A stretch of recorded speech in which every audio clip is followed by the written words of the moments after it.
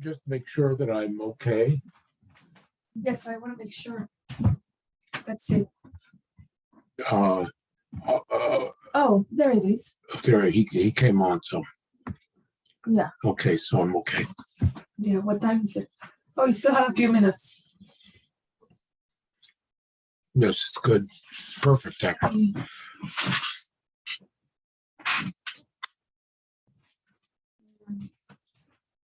Yeah. Sound is on. Okay. Yeah, you're good to go. Nathan, can you hear me? Nathan. Good. Oh, he said. Nathan, you're quiet. Okay, good.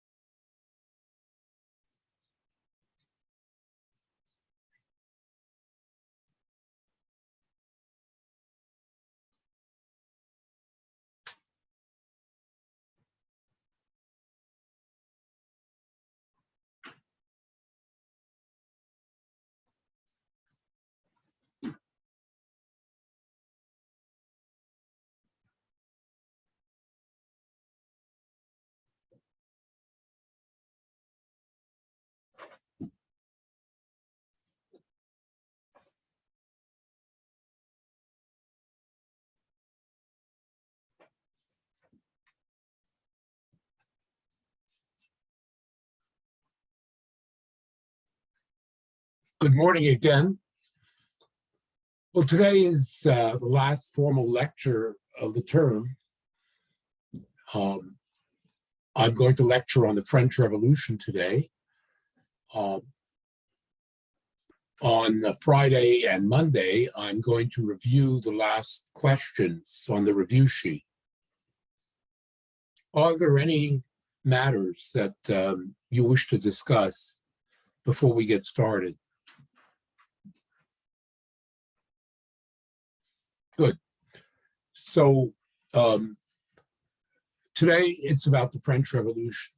The year is 1789. Now this revolution, which broke out in Paris, is the last of the three great bourgeois and capitalist revolutions that I've been speaking about as we've reviewed West European history since the 16th century. You'll remember the Dutch Revolution in the concluding decades of the 16th and early 17th century. Then we had the English Revolution in the middle of the 17th century, capped off by the overthrow of James II in 1688. And this is the third of these revolutions, the third and the greatest of these revolutions. And why do I say the greatest? Because I think that say that in the first place, up until this point, and despite these earlier revolutions, we're still essentially in the age of absolutism and feudalism. Yes, as capitalism has implanted itself in Holland and England, but the rest of Europe is still dominated by feudalism and absolutism. And of course, the global south, the third world, we have these tributary systems that we've been reviewing. But with the onset of the French Revolution, this is the moment when the whole spirit of the times changes, and we can say that the modern world comes into being with the French Revolution. And I think the most striking aspect of this is the fact that the mass of the population for the first time enters fully into history. Up until this point, there were revolts, even revolutions in different places and so on. But what you see during the French Revolution is the mobilization against the existing order of the entire population. The peasants, the craftsmen, the emerging working class, they all rebel against the privileged and the absolute monarchy. And in the face of this total revolution, it becomes impossible for the upper classes to remain in power. And the most powerful element amongst the people, that is to say, the middle class, the merchants, the bankers, the wealthiest farmers, these are the people who take power and reorganize the institutions of society, the institutions of the state, to suit the further accumulation of capital. Are there any questions about what I've said? Okay. Now, we saw in the last class that already in the 18th century, and based on the middle class, the philosophy of the Enlightenment became more and more popular in the 18th century. The ideas of progress, rationality, science, reason, these ideas became the most popular ideas of the 18th century. Book publishing was well developed. Many of the craftsmen knew how to read and so on, and they were buying this kind of literature. But at the base of this, these ideas were the expression of the rising middle class. the bourgeoisie, the rising middle class, was making more and more progress during the 18th century. Indeed, from the time of the death of Louis XIV in 1715, he basically ruined the economy by war. France experienced a remarkable economic expansion. Both agriculture and industry made considerable progress. Now, at the same time, I want to say that the people as a whole did not make progress. No. The peasants lost ground, as you'll see. The craftsmen lost ground. The workers, their wages declined. In fact, in the 18th century, as it progressed, the suffering of the common people actually increased. At the same time, the middle class, the topmost layer of the non-privileged groups in society, made considerable progress. In particular, what was noticeable was the growth of overseas trade and colonialism, that the export industries became extremely dynamic during the 18th century. France became the leading exporter to the Ottoman Empire. It had its share of the trade with India. It had, of course, the trade with Canada. And above all, of course, the trade with the slave plantations in the Caribbean, the islands of Martinique, Guadeloupe, and above all, Haiti. Haiti, above all, 500,000 slaves producing enormous amounts of sugar. This was the prize. This was the keystone of the entire French economy by the end of the 18th century. And I would say also important is the fact that Protestants, Huguenots, although they had been kicked out by Louis XIV, they came back. Many of them came back and became leading businessmen and bankers in this system. They were, of course, middle class.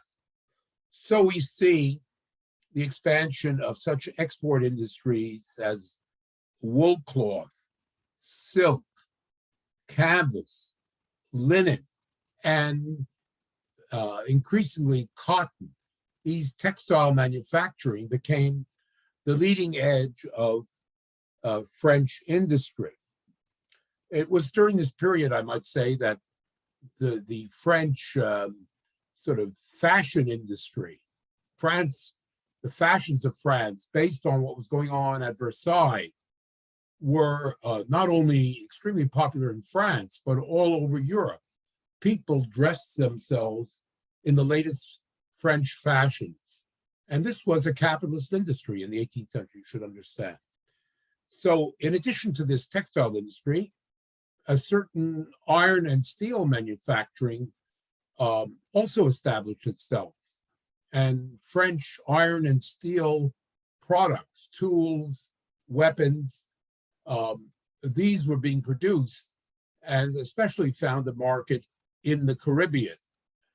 The slaves needed to be clothed, but they also needed tools like hoes and plows in order to do their work. And so French manufacturing also progressed. And in return, France traded just like England in sugar and tobacco, in indigo, from Canada, furs still played a very important role. So with all of that, then, what I said at the beginning, that the middle class got stronger. And you notice this particularly in the area on the periphery of France, where the port cities like Marseille, Bordeaux, Nantes, Rouen, Le Havre, and even Lyon, all of these sort of cities along the coastal areas or the great rivers. That is where especially the middle class grew stronger and stronger. As for Paris, of course, Paris was the center of a lot of consumer-based industries, but also there was a lot of speculation in real estate, building. People made money out of the real estate boom.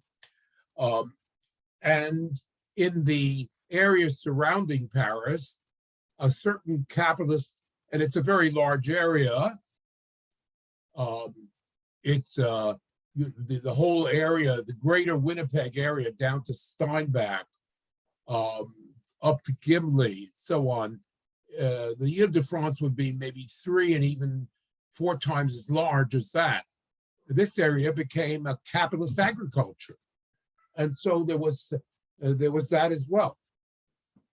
So that so the rise of the middle class is the main thing. However, while this was true, nevertheless, we can say that the French economy in most of its aspects lagged. Growth in less dynamic sectors was very slow, especially when you compare it to England, which, as I've explained, England, the capitalism, there were no restraints, and it is in the 18th century that England becomes the leading capitalist economy. But in France, the economy lagged in comparison to England. Foreign trade, yes. Colonies, yes, but the internal development lagged. And most, even manufacturing and agriculture was quite backward. Small scale entrepreneurs, peasants, what we call small scale production, without really any improvement in technique or real capital investment. It's very traditional kind of economy still dominated in France. Now, why was that? Whereas in England, we have the Industrial Revolution. No such thing really happened in France until after the French Revolution. But why was that? First of all, there were barriers to trade. For example, France had there was the national market was crippled. Certainly, there was a growing interdependence of the market in France in the 18th century, but it lagged. There was no unrestricted national market because there were internal tolls on the roads, on the bridges. There would be toll booths, which were run by great aristocrats or by the king, who would collect tolls on all merchandise that passed along the roads. The roads, as a matter of fact, although there was some improvement, most roads in France remained backward, muddy, at various seasons of the year, impassable. And there was a lack of a common system of weights and measures. Every province of France had an independent system of weighing and measuring goods. And all of these things were crippling the development of the marketplace. Are there any questions about what I'm saying?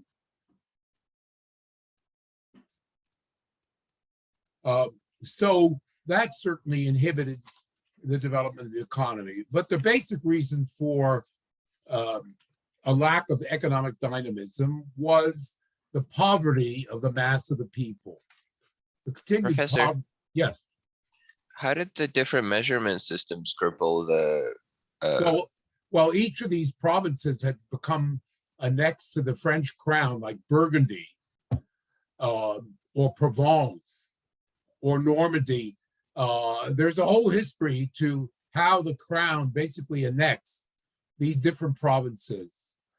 And when they became part of the French kingdom as a whole, and despite the sort of centralization that went on, they preserved many of their traditions, many of their customs, including the local systems for measuring out textiles or weighing grain. it just, each province had its own system. So you can see sort of, well, how does a merchant who's living down in Paris communicate with people of Bordeaux?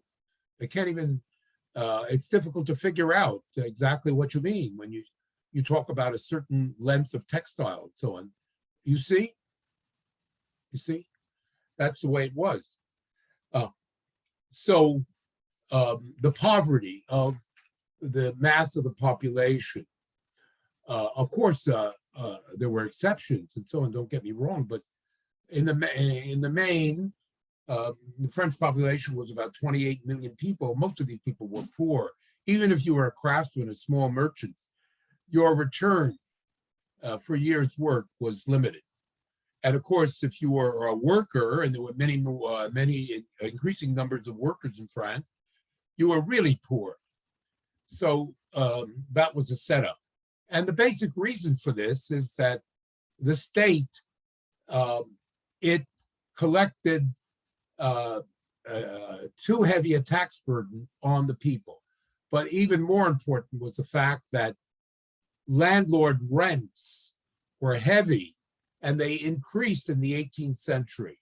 That is to say, the nobles and the church, who were the main landowners, raised rents on the population in the course of the 18th century. And so the tax and burden of rent was very high on the population. It's estimated that every year, 50% of the surplus above subsistence, 50% of everything produced by the peasants and artisans basically was seized by the landlords and by the state. So they enjoyed, this is, we're talking about 2 or 3% of the population and 50% of the surplus. And how did they spend this surplus? They spend this on luxury consumption, war. They did not invest productively, this aristocracy in this state. It was all about war, and it was all about luxury consumption. These people enjoyed an incredibly, that is to say, the upper class, an incredibly luxurious lifestyle. And of course, we have the same setup today. Now, why was the landlord class able to increase rents? The reason basically was that the population was rising. At the beginning of the 18th century, it was about 18 million. By 1789, it was 28 or 29 million. The population had increased by 1/3. And therefore, there's a demand for land on the part of the peasants. And the landlords kept charging more and more in the way of rent. Now, in terms of the class relationships in this society, the basic rivalry was between the nobles and the upper clergy on the one hand, they were the upper class, and the rising middle class. And one of the things that concerned the nobles above all was the fact that as they looked behind them, they could see that these merchants and bankers, the landlords were doing better, their rents were increasing, but the merchants and the bankers and the manufacturers, if you like, were doing even better. That is to say, their wealth was increasing at an even more rapid rate. And moreover, it was from the middle class that the intellectuals of the Enlightenment, the new ideas, all of these ideas were originating amongst the middle class. So what I'm saying is that the nobles felt a certain threat from the rising middle class. There was growing class tension. And so what the nobles did, in addition to raising rents, in order to ensure their position, is that they demanded that the king basically close off all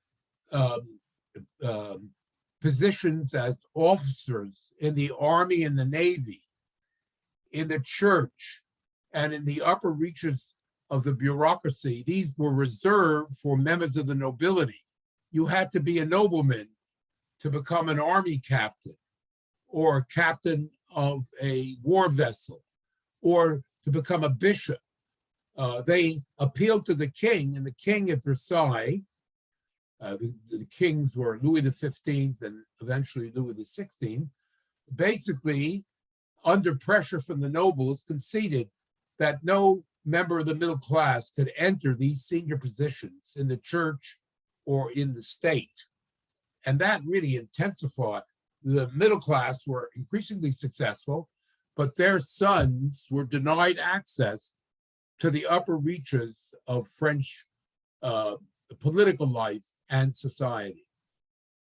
Does anybody have any further questions about what I've been outlining?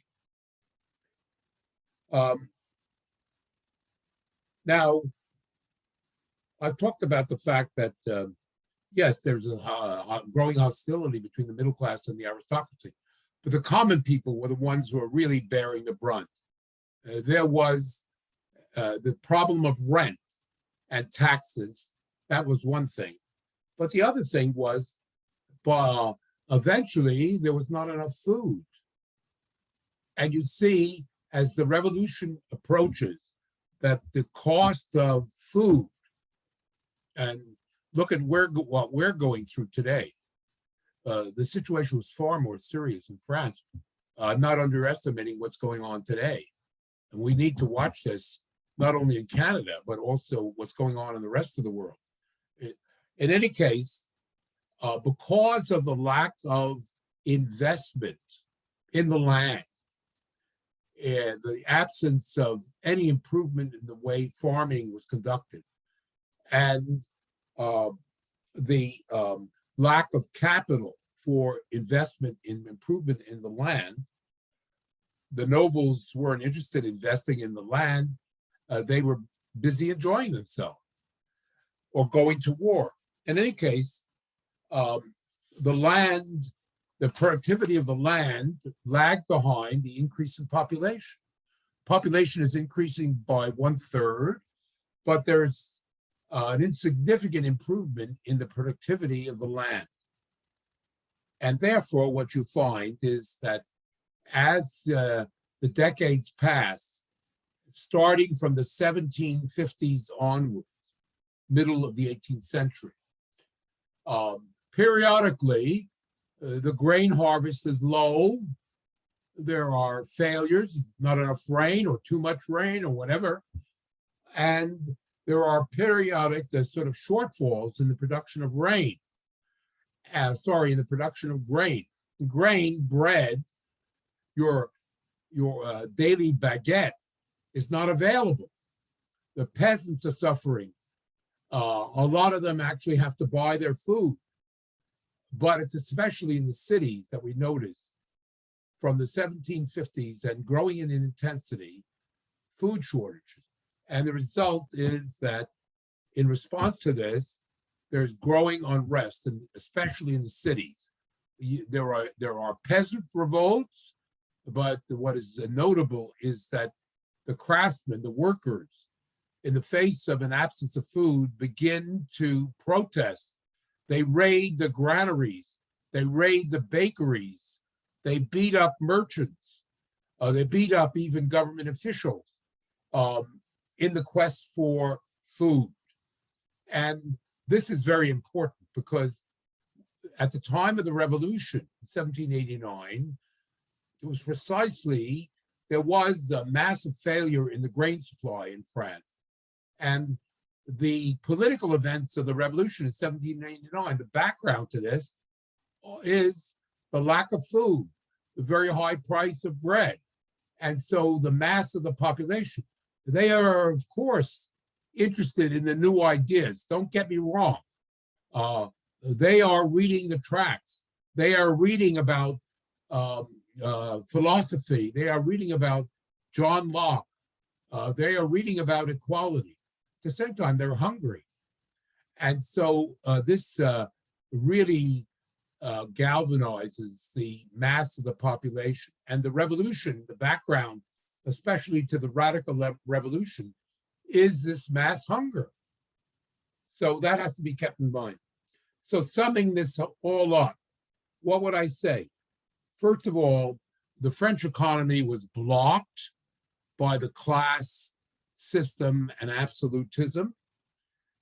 Secondly, the middle class was frustrated, and I've explained the reasons for their frustration, a lack of opportunity, and also sort of a disgust at the sort of crippling of the French economy. And the mass of the population was increasingly miserable. Let me repeat, a blocked economy, a frustrated middle class, a miserable population, and added to this, of course, are the ideas of the Enlightenment that I outlined in the last class. If you don't have ideas, you cannot have revolution. You need an ideology, you need a program. We see in Canada a lot of inchoate province protests. We saw these stupid truck protests, no direction, no ideas, no sense of what's an alternative. There cannot be a revolution in the absence of such ideas. And in France, by the eve of the French Revolution, these ideas have become generalized. So this is the context, but you need a catalyst. You need some event that will set things off. And the event in France was a crisis of state finances. Essentially, what I'm talking about is that the state went bankrupt. It didn't have the money to fund its basic operations. It didn't have the money to fund its operations. So I need to.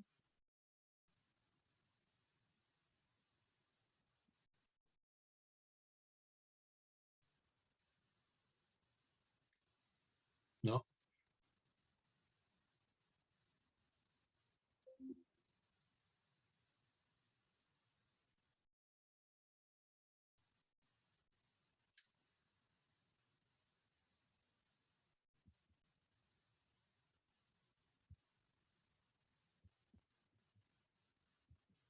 There we go. It didn't have the money to fund its basic operations. Why was that? Well, the state every year was spending too much money. Furthermore, the nobility in the church really paid no taxes. Amongst their privileges was the exemption from most taxes.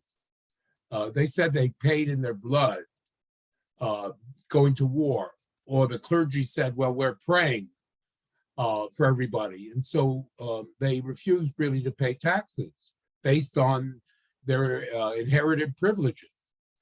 But the ordinary people didn't have enough money. As I told you that most people were poor. So this was the constraint. At the same time, the state was expending whatever revenues it had.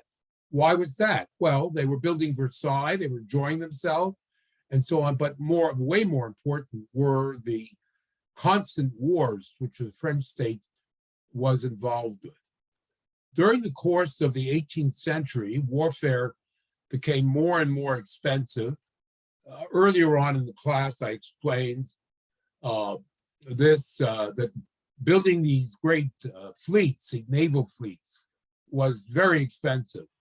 The cannon, the muskets, the uniforms, the ammunition, the fortresses necessary for defense, all of this there was a kind of armaments race amongst the great powers. And so war, and the French kept getting involved in wars, especially with the English. They fought three great wars against the English. I'm not going to give you the dates. I think some of you know the dates of these wars. The last of these wars was the War of the American Revolution, where the French joined the Americans against the British. Why did they fight the English? because the French, especially the French export trade, was the greatest rival to the English. They were fighting over markets. There were these great commercial wars between the French and the English, and the French state really understood, despite its feudalism and absolutism, that winning these wars and maintaining the export economy, the colonial economy, was decisive in terms of the future of France as a great power. And so they spent a lot of money on these wars. By the end of the American War, essentially the French treasury was bankrupt. And without new taxes, it would be impossible for the French state to carry on. Are there any questions about what I've been saying? Okay. So France was at the edge, on the verge of bankruptcy. And so the king, he called a series of assemblies of nobles and of clergy, and he says to them, listen, you'll have to pay more. The people, the common people, cannot pay more, and so you're going to have to really start owning up and paying some taxes. They refused. And the way they refused was in the short run clever, because what they said was, Your Majesty, we cannot pay taxes unless you call together a great assembly of all the people of France. And as a matter of fact, Your Majesty, there is an institution, it's called the Estates General, which harks back to the Middle Ages. Its last meeting was in 1614. Recall the Estates General. This is what was the equivalent of the English Parliament that we've discussed, but it had not met for nearly 200 years. So the nobles then put out a propaganda. They published all kinds of manifestos explaining to the people at large, we really want to pay our taxes, but we need representation. The Americans have fought their revolution in the name of representative government. No taxation without representation was the outcry of the American colonists. So the French nobility said the same thing. And the reason they said, there were two reasons. First of all, that would ring a bell amongst public opinion. But secondly, they felt that they could control the Estates General. After all, they were the upper class. They were the privileged. They had all the status. When the estate, and legally it was set up in such a way that the nobles and the clergy historically had dominated this institution.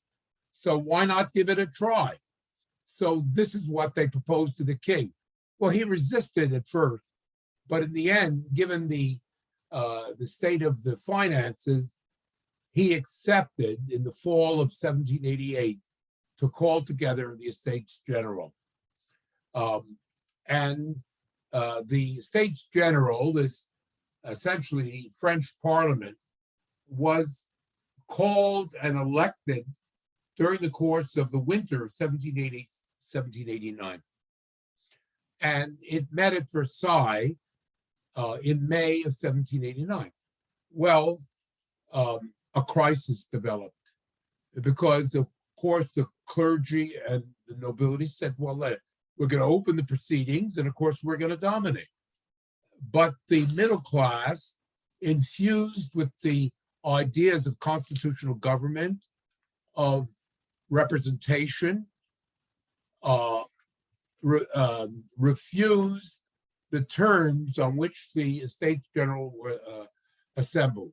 And instead, they put forward the idea that the Estates General should be transformed into a national assembly of the French people. The nobles and the clergy were invited to sit in this National Assembly, but it was set up in such a way that the middle class would outvote the nobility and the clergy. In other words, the National Assembly, the middle class, who were represented at this body, claimed that they were the true representatives of the French people. The nobility and the clergy could participate, but they would be in the minority. Well, the nobles and the clergy were outraged.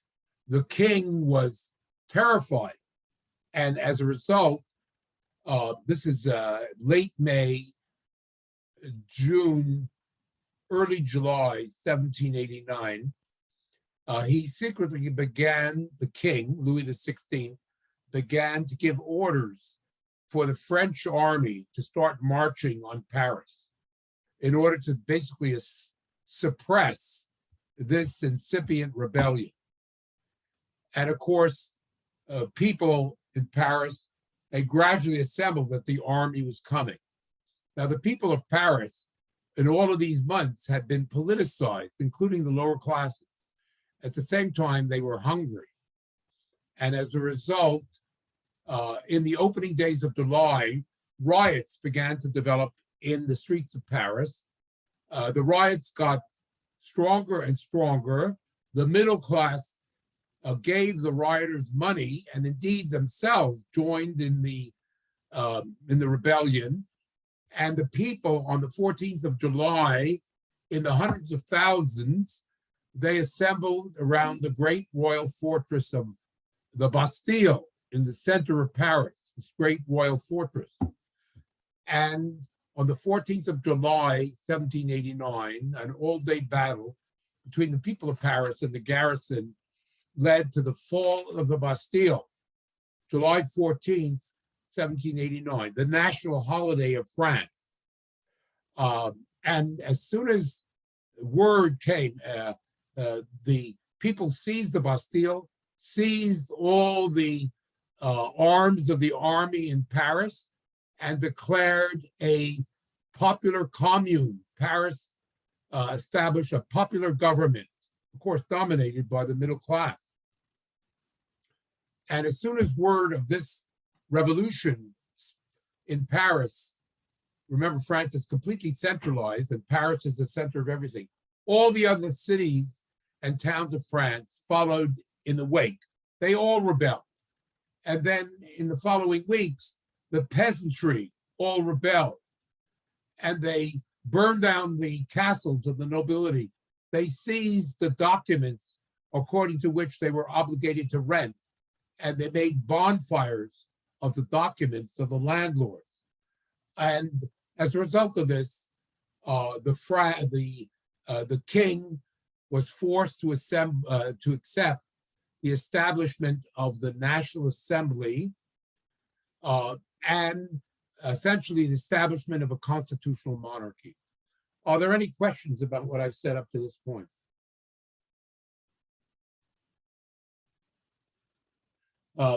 So the masses had entered history. And with the success of the National Assembly, the first thing the National Assembly did was to issue a document called the Declaration of the Rights of Man, a set of so-called human rights, natural laws. Remember the Enlightenment, including the establishment of absolute property rights. The Declaration of the Rights of Man was issued. And of course, feudalism and privilege was declared abolished. Under this new constitution, everybody was declared civilly equal. There was no question of abolishing differences in wealth. But before the law, and in terms of opportunity in society, everybody was declared. The status of noblemen or the special status of the clergy was abolished. And the second thing they did was, in order to meet the bankruptcy, the National Assembly seized all of the property of the church. 1/3 of the wealth of France was in the hands of the church, the accumulated property stemming from the Dark Ages. It was all taken by the French state and then redistributed to the middle class. The middle class, this was a bonanza for the middle class in France. All this property went into their hands as a result. So this was the first act of the French Revolution. And it is in this period, the French wanted, the people who had taken power over the state, maybe the middle class, they wanted a constitutional monarchy along the lines of England, along the lines of Britain. And of course, there was no universal suffrage in this. That's to be very clear. The constitutional monarchy, which lasted the 3 years, was the state of the bourgeoisie, the state of the middle class. The common people, you needed a certain substantial amount of property to participate in politics. And so this was the government that was established.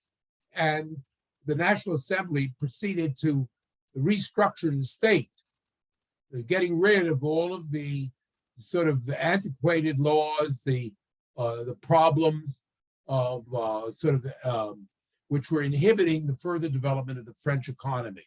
In other words, the transformation of the superstructure, the end of noble privilege, the end of the privileges of the clergy, all of this having been swept away, then the accumulation of capital could proceed, if you understand what I'm saying. However, this was not to be, because the king, the nobles, the clergy did not accept these changes. They did everything that they could think of to undermine the work of the National Assembly. And the key to this situation was the role of the church, whose property had been stolen by the middle class, because the church had been expropriated, but they still had contact with the peasants in the countryside. Now, most of the peasants were overwhelmingly on the side of the revolution, but in certain most remote areas of France, in the West Country and in the extreme South, some of the peasants remained loyal to the church. I can't go into the reason. And on this basis, then, the church was able to mobilize some of the peasantry on the side of what now was beginning to become a counter-revolutionary movement. Nobles, clergy, but also some of the backward peasants joined in this counter-revolutionary movement, which began to take hold at the beginning of 1792. And furthermore, outside of France, the English, rivals to the French, but also the Austrians and the Prussians, those are the three largest states aside from Russia, they began to take alarm at the radicalism of the revolution. And so by 1792, war broke out, especially between Austria and Prussia and the French state. So you have, by 1792, a real crisis. Counter-revolution within France and foreign invasion, because many of the officers in the French army who were noblemen deserted, and France was losing the war. So you have a general crisis. And the result is that in the spring of 1792, the monarchy was overthrown. The king and queen, Marie Antoinette, were imprisoned and eventually executed. And a new regime came in, the so-called Radical Republic of 1792-94. And at the head of this Radical Republic was a party known as the Jacobins. And the chief of the Jacobins, the leading politician, was a French lawyer by the name of Maximilien Robespierre. And the question was, how could the revolution preserve itself? How could the counter-revolution be defeated? The only way was to rally the French people. And so the first thing that these Jacobins under Robespierre did was to order national mobilization. They ordered all of the young and middle-aged men to basically join the army, and a mass revolutionary army was created, which overwhelmed the sort of traditional armies of the Austrians and the Prussians. But of course, in order to do that, in order to get people to accept conscription, you just didn't call people to the army, oh yes, we've had a revolution. There had to be something in it for the common people. And what was in it was, first of all, the Jacobins established universal male suffrage, democracy for the first time, political democracy, something that the English revolutionaries would never concede. The French revolutionary leaders did, universal male suffrage, so democracy. And the second thing is they fixed the price of bread. Remember, subsistence crisis, hunger. Now the French state basically took over, instituted controls over the price of bread and all other key commodities. And as a result of that, they enjoyed mass support. And for good measure, in order to deal with the underground and subversive nobles and clergy and whoever else got in their way, they instituted the terror, basically mass executions of counter-revolutionaries. Probably around 10 to 20,000 people perished in the terror. And as a result of all this, the revolution was saved. And once it was saved, by the end of 1794, the National Assembly, or its successor, who was still made up of the middle class, this was a middle class revolution, they got rid of Robespierre. They got rid of the terrorists. They got rid of the Jacobins. In a coup d'etat known as the 9th of Thermidor, the radical Jacobins and Robespierre were overthrown. Robespierre himself was guillotined, and a more conservative regime succeeded. The end of the emergency brought the end of democracy. A new government took over, the Directory, which governed for 3 years. Now, this Directory was a revolutionary government, and the nobles and what was left of the clergy did not accept it. But also, the mass of the people who followed the Jacobins also did not accept it. This government, the Directory, which tried to consolidate the revolution, its social and political base was too weak, which explains why 3 years after it took power, it too was overthrown. And you have instead, you have the establishment of the dictatorship of a military general by the name of Napoleon Bonaparte, who eventually makes himself emperor and reigns from 1799 to 1815. Now, with that, of course, you could say that, Napoleon, he does away with the constitutional government, representative government, and so on. The revolution, what was the point? It's a new form of absolutism.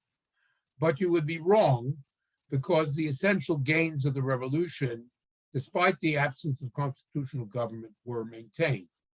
Feudalism and privilege were never restored. The right to absolute private property was maintained. Equality before the law, equality of opportunity. All of these were maintained by Napoleon. The basic structure of the revolution was maintained. Indeed, was enshrined in the Napoleonic Code of Laws. It became a national law code for France. All of these principles established by the revolution were maintained. And as for the church, its property was never given back. In 1801, Napoleon made an agreement with the papacy. The Catholic Church was restored, but without its property, and also toleration was granted to Protestants and Jews. There was a separation of church and state, which has been maintained in France ever since. And finally, the administrative structure of France under Napoleon. All internal tolls were abolished. There was a fundamental reorganization of the administration into uniformed departments. The old provinces with their privileges, etc., was not restored. The metric system took the place of these different systems of weights and measures. And a national bank was established in France for the first time. In other words, the whole superstructure and the regime of social privilege was maintained under Napoleon, and France became a fully capitalist state. But to end, the key fact here is that the masses had entered history. And yes, the bourgeoisie had taken power, but now they had to contend with the power of the masses, which becomes the basic theme of modern history during the 19th, 20th, and now we're in the 21st century. So with that, I conclude the lectures, and the next time we meet, we'll do the remaining review questions. Have a good day.